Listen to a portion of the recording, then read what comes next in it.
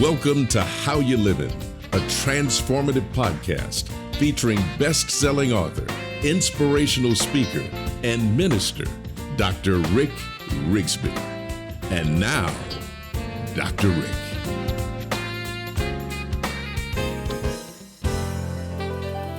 Hello, friends. Thanks so much for joining us. I would like to revisit a subject that I've discussed before. However, after experiencing a recent encounter, I'd like to approach the subject from a very different perspective.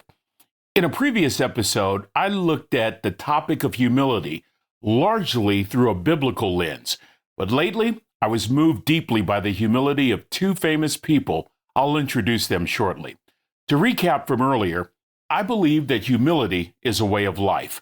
I offered examples and shared a few quotes on the subject, one from legendary UCLA basketball coach John Wooden, who once said, "Talent is God-given, be humble. Fame is man-given, be grateful. Conceit is self-given, be careful." I quoted universal principles contained in Scripture, such as pride goes before a fall, or God is opposed to the proud, but will give grace to the humble. I even mentioned the only time in the Bible where Jesus self-disclosed his own nature. He said this in Matthew chapter 11, "For I am gentle and humble in heart." But I experienced something recently that puts hands and feet on all those biblical lessons that I have taught over the years, something that really impacted me and compelled me to see humility in a very different light. Simply and unwittingly, I saw humility walked out. The results? Attractive, influential, impactful.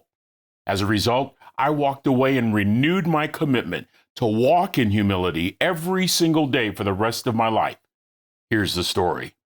Recently, I spoke at a Christian men's conference along with several professional athletes, some well-known entertainers, and other high-profile individuals. Of all the people, I was truly impacted by two: NFL Hall of Fame linebacker Ray Lewis and former CIA Director and Secretary of State Michael Pompeo. As a motivational speaker, I'm around celebrities often, but there was something different, something very different about these two individuals from very different walks of life. Despite the accolades, despite the accomplishments, despite the applause, they both walked in a godly humility, and it was profound. My visit with Ray Lewis was so memorable. My first reaction was how big he is physically. At age 47, he still looks like he could dominate the middle. On the football field as a Baltimore Raven, Ray Lewis was in a class by himself. Tough, dominating, a ruthless and relentless warrior. But the Ray Lewis I met was kind, soft-spoken, more interested in us than in rehearsing his accomplishments. In a word, the former gladiator was humble, and it was really impacting. When you walk in humility, regardless of your status, those in your presence are included. They're celebrated, they're valued, they're encouraged. We had a nice, be it brief, conversation, and because of Ray's humility, I really got a chance to see his heart. I left his presence with a few things to work on myself. I'm no superstar or high-profile celebrity, but I do encounter people every single day who need encouragement, to be reminded that they matter, to be assured that they are significant and people of value. Ray Lewis modeled that for me, but he wasn't the only one that weekend. I then met Secretary Michael Pompeo, former director of the CIA and the 70th Secretary of State from 2018 to 2021. These are high-profile positions in our government, and the Secretary's special protection was a reminder of how dangerous the job was and how critical the threat continues to be. The Secretary embodied the very same qualities I encountered with Ray Lewis. Secretary Pompeo could not have been nicer. Calm and assured, not arrogant or pushy. Fascinating stories, a great sense of humor, but more concerned about learning about you. His genuineness was just disarming. His humility was impactful. And despite living his life on a world stage, there was this in the moment presence that made each of us around him feel as though we were just as important and just as significant as world leaders. Once again, I walked away from the Secretary of State challenged to walk in humility. Said another way, I want to value people without reciprocation. What a great way to honor another human being. Former monk Jay Shetty, who, by the way, has written an amazing book titled Think Like a Monk and is a very popular podcaster, shared in one of his recent episodes some great wisdom from one of his mentors. The quote goes like this: "Plant trees in whose shade you do not plan to sit." Jay's point is powerful and in line with our discussion.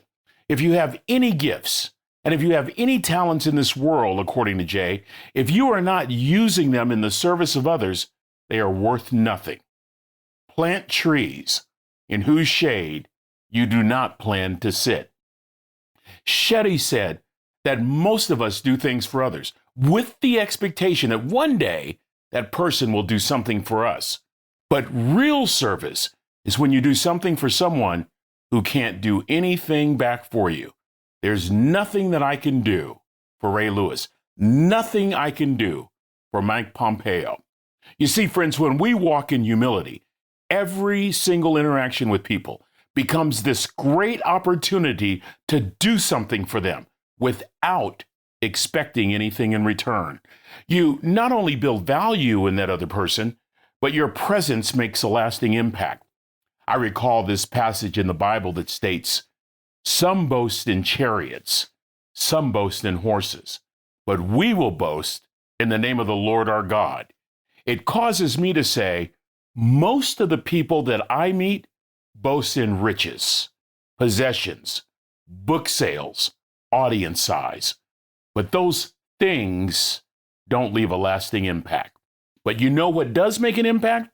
When you are within the orbit of another, drawn in by their sincere and genuine spirit, you're included in their conversation, made to believe that your contributions are worthy to be heard.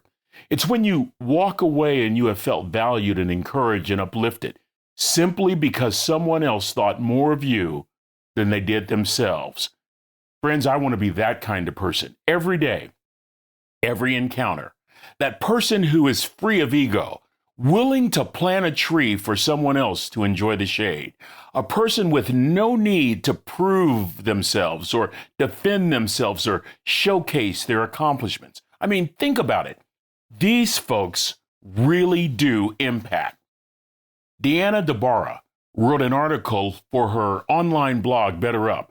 The title really caught my attention. Listen to the title: Humility in Leadership, the Unsung Skill of Great Leaders. When we think of leaders, we think of a strong, confident person with a host of admirable qualities. But DeBarra argues that humble people have a host of qualities that actually make them better, more effective leaders, including a desire to learn, an ability to reveal what they don't know, and a willingness to get help. They have solid listening skills. They're authentic and compassionate. They have a willingness to admit when they're wrong. Humble people, in essence, create space for others. They remove the debris of self-importance, the desire of always needing to be right or always needing to be heard. Recently, I went to a Christian men's conference. I was there to give a talk along with several others, but I can honestly tell you, this particular weekend, I gained far more in return than what I gave. I got a hands-on, world-class education in applied humility. Friends, when we suppress our ego, we allow space for others to interact, to feel valued, to be uplifted, to be encouraged. I'm a better person for meeting Ray Lewis and Michael Pompeo. And it got me to thinking, what if that was our goal every day? That when you left another's presence, that other person was better as a result of being around you. I close with the words of my dear friend, James Ryle. James passed away a few years back, but before he passed away, he penned some incredible words. Listen to this. Humility is the absolute God-given ability that eliminates the need to prove the worth of who you are and the rightness of what you do. In other words, let others talk about you. Let others boast about your accomplishments. Why not commit to living a life that truly impacts? A life that says I have no need to prove the worth of who I am or the rightness of what I do. Oh, folks may laugh. They may roll their eyes at you. They even may refer to you as weak. But make no mistake about it, such a lifestyle will shake people to their core. An authentic person, a genuine soul, so secure in who they are, there's no need to promote, showboat, or gloat. And that, my friend, will impact people far more than boasting about our status or our standing, far more than talking about cars or diamonds or riches. With each interaction, let us do this. Let's simply plant trees in whose shade we do not choose to sit. You'll be amazed by the impact you make. Well, that's going to do it for this episode. Until we meet again, this is Dr. Rick, asking the most important question I can ask. How you living? Are you ready to make an impact in your world right now? Do you want to stop existing and start living your best life right now? Dr. Rick wants to give you the first chapter of his best-selling book, Lessons from a Third Grade Dropout, absolutely free. Just go to www.rickrigsby.com/free gift to get the print or audiobook right now. This is thepodcastfactory.com.